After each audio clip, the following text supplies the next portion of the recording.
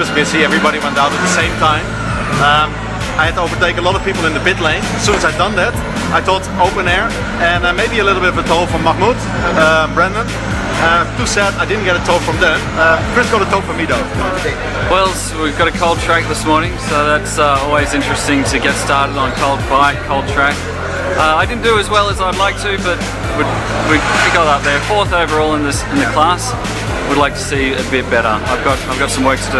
It's going to be a great race to watch. I've only been racing for a very short period of time on tour, but basically anybody can do it. It's a very easy sport in comparison to motocross and other motorsports. It's a very safe environment, especially if you come and join the Ducati guys. We have some coaches here, we have the mechanics available all the time, and we have a lot of experience that we can talk about. When you get onto the track, you can also feel confident that there's someone behind you all the time, and we can spot the things that you need to work on and encourage you. It's like a big team here, so it's most probably one of the most easiest environments to come and race. And what about your results for this race? Man, yesterday I was very slow. This morning I got my game a little bit together, and I'm 6th on the grid now, so that's 2nd row, which is nice. I'm going to just play it by ear. That's all I can say. Do we expect you today on the podium? We've been seeing you on the podium for the past couple of races. So it's always the plan. Always the plan. But yet again, when it's this close, one little slip, you don't lose one place, you lose 2 or 3 places. But yeah, the plan is get on the podium, and the higher up, the better. Speaking of the slips, does it still stick to your mind what happened last time? I've had so many falls that quite honestly it's gone long ago. I don't care. Alright. Factory bikes are one make series, yes, and you have more challenging in these factory bikes. Exactly. I used to ride the different bikes before, to modifying to the different limits and so and so. But when you go to the factory bikes, it is completely different. You show your talent on factory bikes. You know, that's the fun of this Ducati Cup is. You know your level. You know whom you're competing with and what's your level. Yes. That's a fantastic. This is what I'm so much I liked it about. You know, it started from Bahrain Ducati, and it's coming to Dubai now. So it's fantastic. Race 1. What's your impressions of race 1, and what are you keeping for us in race 2? It was very difficult race, to be honest. We won, which is great, but actually it was really tough because first Sascha was really on it. He was on my tail the whole time. I tried to manage the gap, but it couldn't go more than 0.5, 0.6. He was pushing quite a lot, but I was very careful because it's really windy and the rubber is not from the cars is not staying on the track. So it's very tricky conditions, and people need to be careful. So we managed to keep the gap, and unfortunately Sascha crashed the last bit, but he's okay. I'm glad. But for race 2, I think we will take the same strategy, the same approach. I will try to do a very good start like race 1, but I think the wind is picking up a little bit more. So I think we need to be a little bit careful. So it all depends on the gap and how I can manage, to stay safe. I think this round is all about staying on the bike and get the points. So, Brandon, what happened in race 1 and what happened in race 2? Right, race 1, good start. Had a really good start. I was on the back of the leading group behind Chris and behind Yuri, and catching up. I was riding at a really comfortable pace, and I saw them started overtaking each other, and I thought I will just sit back and see what happens. They came together in the club link. They actually bumped each other, and I thought this is my chance. So I went in, and I think I just went in a little bit faster than what I normally go, and a little bit too much trail braking, went over the bump, and I lost the front and just crashed. But bike was okay, minor damage. I was okay, as you can see. No injuries, so fixed the bike for race 2. Unfortunately, after a crash, we have to start at the back of the grid. So it was a hard fight to get through the full pack. But eventually, about mid-race, I got onto the back of the leading 2 and the super stock. So I just didn't have any more energy. I just spent all the energy to get to them. But yeah, to be on the podium on the second race after crashing on the first race, really happy. I can't complain about that.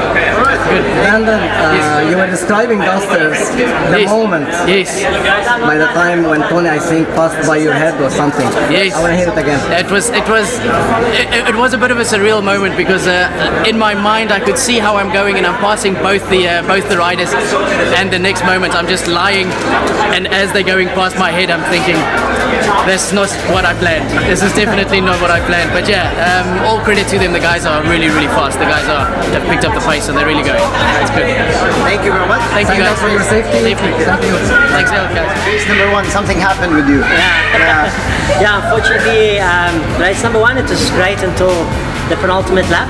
I was running with Tani the whole race. Yes. And I was like actually lining him up to try and take him on a penultimate lap, but I came in a bit too hot on the chicane just before the bowl. So what happened is I didn't expect it to go, but my front end just sort of gave me a little twitch, and I knew I was almost down, so I just eventually just lost the front. And then I quickly just jumped back on the bike and went past the finish line in first place in my category, but I wasn't aware of the rule that it says once you fall off, that's it. So I got a DNF, although I did the fastest lap of the circuit. It was non-official because of the DNF, unfortunately. Otherwise, it was great, Race number 2, so you started in position number 8, I think? Yeah, I was literally on last row, so because of the DNF. So normally you started right at the back. Exactly. And I got a great start. And then on the first corner, I just went in third, and then managed to pass John without the Ducati. And then I followed Tanir for about 3 laps. But I saw that the bike gave me a couple of front end calls, so I just thought, just relax, take it home. You're first in a category, so I just let him go. Just slow down the pace a little bit.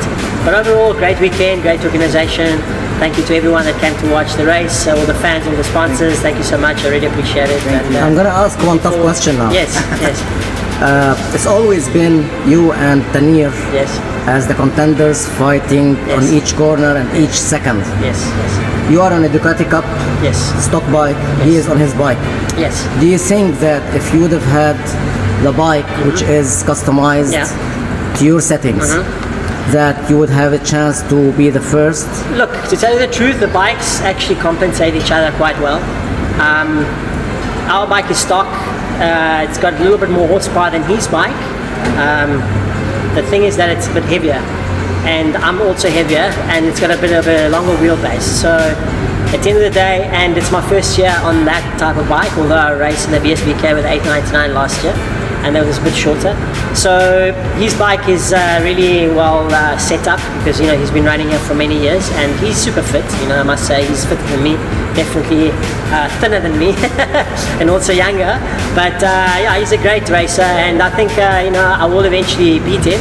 Today I was really counting on that because I actually had him right in front of me the whole race, and I knew that I could have tried to take him the last lap or the penultimate lap. Unfortunately, I just made the mistake. I pushed a bit too hard, and it didn't happen. But next race we'll try again. Anyway, the bikes pretty much compensate each other, although I still think his bike is definitely better set up than mine. Is it the reason why he is faster than you in the cornering? Yeah, the corners, look, to tell you the truth, today in some corners I was actually catching up with him, and in the braking, so he was able to open the throttle a bit earlier than myself in a lot of corners because my bike was just moving too much, and so that's the difference really today. So that's pretty much, he's faster some places, I'm faster than others, so today I realized even more where I'm strong and he's weaker and vice versa. So we'll try next race to try and set up the bike a bit different and see if we can get this win once for all. Great, lovely. Saska, congratulations. Thank you so much. Thank you so much. And until round 5. Thank you so much. Have a lovely day. Thank you.